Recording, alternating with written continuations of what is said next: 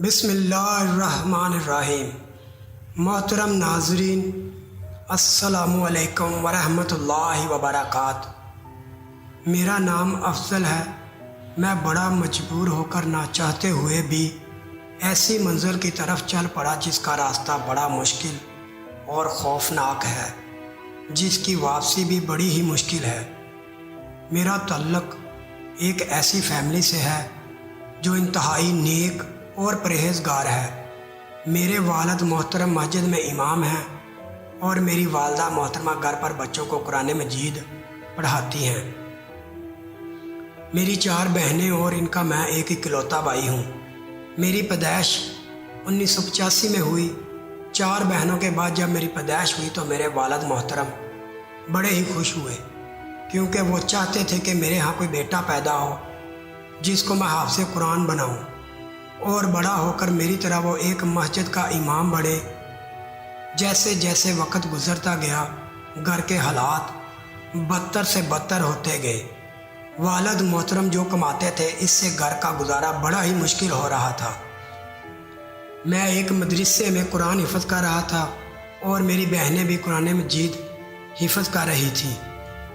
میرے والد جو کہ گھر کے اکیلے کمائی کرنے والے تھے، مسجد سے بڑی ہی معمولی سی تنخواہ لیتے تھے۔ اب میری بہنیں اور میں بڑے ہو رہے تھے اور ہمارے اخراجات بھی بڑے ہو رہے تھے، جس وجہ سے میرے والد محترم اکثر پریشان رہتے تھے۔ میں نے قرآن حفظ کرنے کے بعد میٹرک میں داخلہ لیا۔ میٹرک کے امتحان سے فارغ ہوا تو گھر میں اکثر فاقے دیکھے، تو میں نے فیصلہ کیا کہ میں ساتھ پڑھوں گا اور کام بھی کروں گا، لیکن کام تھا کہ ملنے کا نام نہیں لے رہا تھا۔ میں بڑا پریشان تھا کہ کیا کروں۔ میری بہنیں بھی بڑی ہو چکی تھیں۔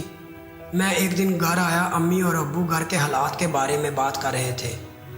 ابو نے تو اونچی اونچی آواز میں رونا شروع کر دیا۔ میرے دل پر بڑا ہی اثر ہوا۔ میں نے کہا، لعنت ایسی زندگی پر، میں جوان ہو کر بھی اپنے ماں باپ کا کچھ نہیں کر سکتا۔ میں باہر سے ہی واپس چلا آیا اور اسی طرح سوچتا جا رہا تھا کہ پتہ ہی نہیں چلا کہ کب رات ہو گئی، اور میں ایک سنسان جگہ پر اکیلا بیٹھا ہوا تھا کہ 3 لڑکے آئے موٹر سائیکل پر۔ انہوں نے آتے ہی میرے سامنے بندوق کر دی اور کہنے لگے، نکالو جو کچھ بھی ہے۔ میں جو کہ پہلے ہی بہت زیادہ پریشان تھا، جب انہوں نے مجھ سے کہا کہ جو کچھ بھی ہے نکالو، میں نے اونچی آواز میں زور زور سے رونا شروع کر دیا۔ میری یہ حالت دیکھ کر وہ پریشان ہو گئے اور وہاں سے بھاگنے میں ہی انہوں نے بھلائی سمجھی، لیکن کچھ آگے جا کر وہ پھر واپس آئے اور مجھے کچھ پیسے دیے اور کہا، ہم تم کو کام دیں گے، تم پریشان نہ ہو اور تم ہم کو کل ملنا، اور اپنا فون نمبر مجھے دے دیا۔ میں گھر واپس آیا۔ میں نے آ کر اپنے والد محترم کو وہ پیسے دیے اور کہا، ابو اب مجھے کام مل جائے گا، میں اب ساتھ کام کروں گا اور اپنی پڑھائی بھی جاری رکھوں گا۔ کل میں نے ان کو فون کیا تو وہ کہنے لگے، ہم تم کو اسی جگہ پر ملیں گے رات 12 بجے کے بعد۔ میں رات 11 بجے کے بعد اسی جگہ پر جا کر بیٹھ گیا اور ان کا انتظار کرنے لگا۔ وہ جب آئے تو میں نے ان کو سلام کیا۔ ان میں سے ایک میرے پاس آیا اور کہنے لگا، کیا تم ہمارے ساتھ کام کرو گے؟ میں نے کہا، تم کیا کام کرتے ہو اس چوری کے علاوہ؟ اس نے کہا، ہم اس چوری کے علاوہ کوئی کام نہیں کرتے۔ میں نے کہا، اس کا مطلب ہے میں بھی تمہارے ساتھ چوری کروں گا؟ میں نے ان کو صاف انکار کر دیا اور واپس گھر چلا آیا۔ ابھی میں دروازے پر ہی پہنچا تھا کہ اندر سے امی کی آواز آ رہی تھی کہ اب ہم گزارا کس طرح کریں، اولاد جوان ہو چکی ہے، ان کی شادی بھی کرنی ہے، اور امی ابو سے کہہ رہی تھی کہ کاش ہمارے بیٹے کو کام مل جائے تو آپ کی کچھ مدد ہو جائے گی۔ میں خاموشی سے یہ سب سنتا رہا۔ کچھ دیر کے بعد میں اندر داخل ہوا تو امی نے فوراً کہا، بیٹا کام مل گیا۔ میں کچھ دیر تو خاموش رہا، پھر میں نے کہہ دیا، ہاں امی کام مل گیا ہے۔ ابو نے کہا، بیٹا میری طرف دیکھو۔ میں نے کہا، جی ابو۔ تو ابو کہنے لگے، بیٹا کوئی ایسا کام مت کرنا جس میں حرام ہو۔ میں نے ابو کو تسلی دی اور اپنے کمرے میں آ کر زور زور سے رونا شروع کر دیا۔ جب ابو اور امی نے میری آواز سنی تو وہ میرے کمرے میں چلے آئے اور کہنے لگے، بیٹا کیا بات ہے، رو کیوں رہے ہو؟ میں نے کہا امی میں رو نہیں رہا، میں تو اللہ کا شکر ادا کر رہا ہوں کہ مجھے کام مل گیا ہے۔ میرے والد صاحب نے مجھے سینے سے لگایا اور وہ بھی رونا شروع ہو گئے کہ میرا بیٹا کتنا نیک ہے جو کام ملنے پر اس طرح رو کر اللہ کا شکر ادا کر رہا ہے۔ لیکن میں من ہی من میں مرتا جا رہا تھا، لیکن میں نے بڑا پکا ارادہ کر لیا تھا کہ اب میں گھر کی حالت بدل دوں گا۔ بس صبح اٹھتے ہی میں نے ان کو فون کیا کہ میں تیار ہوں تمہارے ساتھ کام کرنے کو۔ انہوں نے کہا چلو ٹھیک ہے، تم اسی جگہ آ جانا جہاں ہم تم سے ملے تھے۔ میں نے کہا ٹھیک ہے۔ میں رات 12 بجے اسی جگہ پر جا کر کھڑا ہو گیا۔ وہ آئے اور مجھ سے کہنے لگے آج کے بعد ہم روز اسی جگہ ملا کریں گے اور چوری کرنے کے بعد اپنا مال تقسیم کر لیا کریں گے۔ اب میں روز اسی جگہ پر جا کر کھڑا ہو جاتا اور وہ مجھے ساتھ لے کر چلے جاتے اور روز کوئی نہ کوئی نیا گھر ڈھونڈتے اور ان کو لوٹتے اور بعد میں اپنا مال ایک دوسرے میں تقسیم کر لیتے ہیں۔ اب میرے والد بڑے خوش تھے مجھ سے اور میری والدہ بھی۔ اب ہمارے گھر کی حالت کافی بدل چکی تھی۔ کچھ سال گزرنے کے بعد وہ لڑکے مجھ سے کہنے لگے کہ آج ہم ایسے گھر میں چوری کرنے جا رہے ہیں جو کچھ ہی سالوں میں اچھا خاصا بن چکا ہے۔ لگتا ہے ان کے پاس کافی مال آ گیا ہے، لیکن مجھے کیا پتا تھا یہ مجھے میرے ہی گھر میں چوری کرنے کے لیے لے جا رہے ہیں۔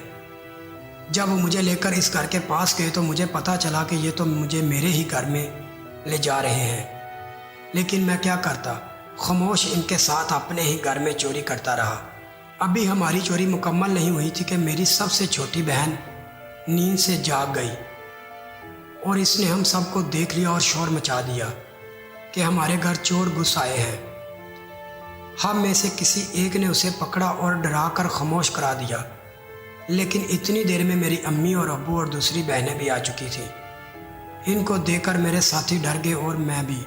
اب میرے ساتھیوں میں سے ایک کہنے لگا اگر آپ نے شور مچایا تو میں آپ کی بیٹی کو جان سے مار دوں گا۔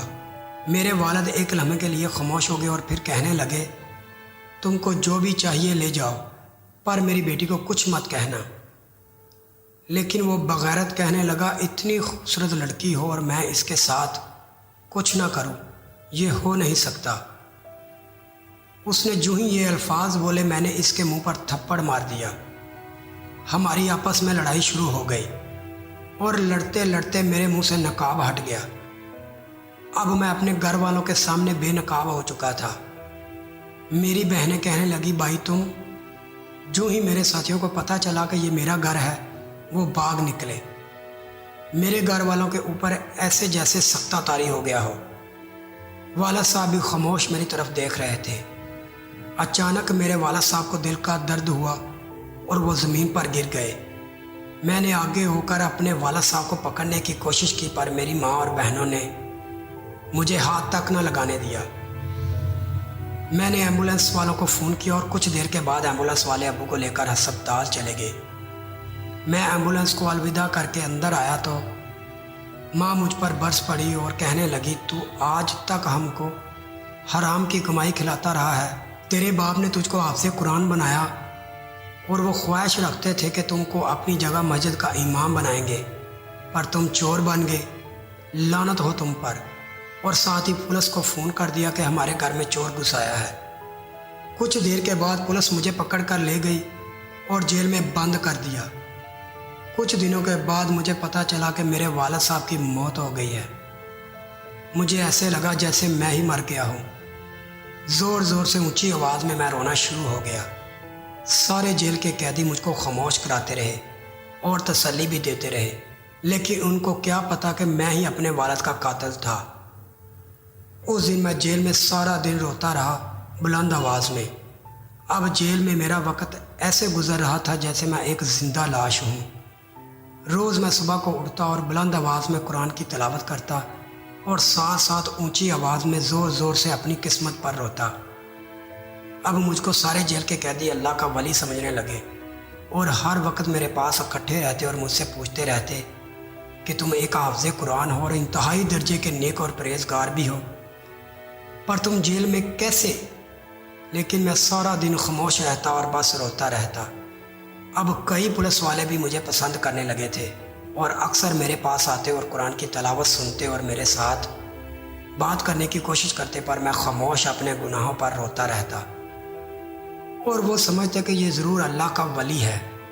اب روز صبح کو میرے پاس قیدی اور پولیس والے اکٹھے ہو جاتے اور قرآن کی تلاوت سنتے اور مجھے دعائیں دیتے چلے جاتے۔ کچھ سالوں کے بعد اس جیل کے افسر نے میری سزا معاف کروا دی اور ساتھ میں ہی مجھے ایک مسجد کا امام بھی بنا دیا اور کہنے لگا آج کے بعد یہ مسجد تمہاری ہے، اب تم جیسے چاہو یہاں پر زندگی گزارو اور کوئی چیز کی بھی ضرورت ہو مجھے یاد کرنا، میں حاضر ہو جاؤں گا۔ اب میں مسجد میں امامت کرواتا ہوں اور بچوں کو قرآن حفظ بھی کرواتا ہوں۔ میرے والد جو چاہتے تھے اب میں پوری طرح سے اور ایمانداری سے کر رہا ہوں۔ ایک دن میں اپنے گھر گیا اپنی والدہ سے ملنے کے لیے، لیکن میری والدہ نے صاف انکار کر دیا کہ ہم اس کو نہیں جانتے، یہ کون ہے؟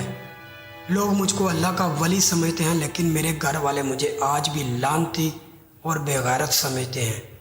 میں روز اس درد میں زندگی گزار رہا ہوں۔ میرے گھر والے بلکہ کوئی بھی نہیں جانتا کہ میں کیسے اور کن حالات میں گزر رہا ہوں۔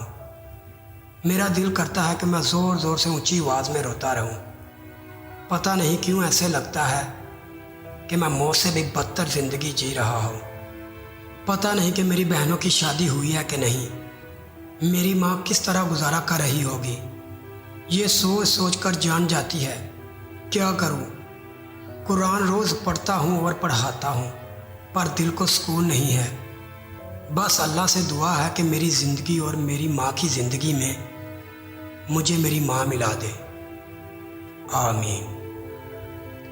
محترم ناظرین، اگر آپ کو میری یہ ویڈیو اچھی لگی ہے تو اس کو اپنے دوستوں میں شیئر کریں اور میرے چینل کو ضرور سبسکرائب کریں۔